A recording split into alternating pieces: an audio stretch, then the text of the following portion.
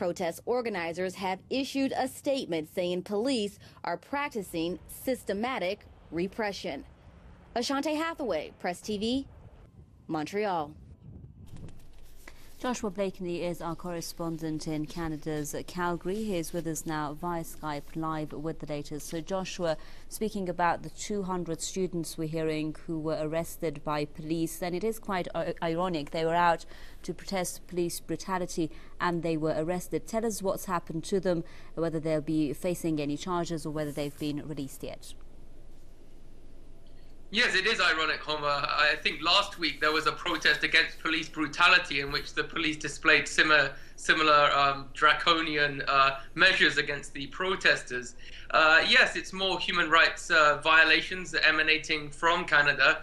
This time it's not police being accused of raping and abusing Aboriginal women, as was the case a few weeks ago. Now it's police rounding up journalists, students, residents walking down the street in the kettling tactic, guilt by association, effectively, in order to prevent people from enjoying their constitutionally protected right of freedom of assembly. The Canadian Constitution is unambiguous, and that is why legal analysts are condemning and denouncing the very laws that are being cited by the police to arrest students en masse, arrest protesters en masse in the province of Quebec whenever they try to enjoy that right. The whole point of protesting is to make society stop and take a look.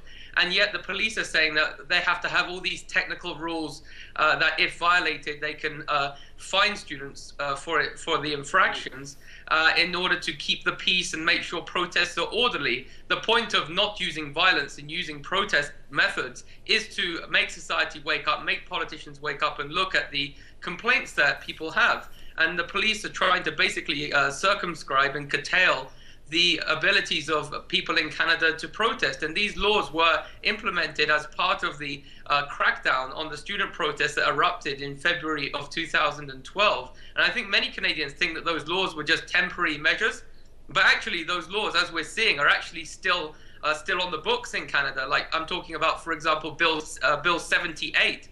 This piece of legislation that wins the prize for having the longest name in history, where it's called the Bill to Allow Students to Enjoy Their Education or something like this. So it's touted as being a bill that's used to protect students. But as we can see, clearly it's a bill that's used to arrest students and to give students criminal records and give students fines, which actually limits their ability to enjoy their education. As we know, the Pauline Marois government has done a volte-face recently and has said she will increase tuition fees, which was a pledge she made she wouldn't do. She said when she came to power she would not raise tuition fees, because that was, of course, what the protests were about initially against the government of Jean Charest.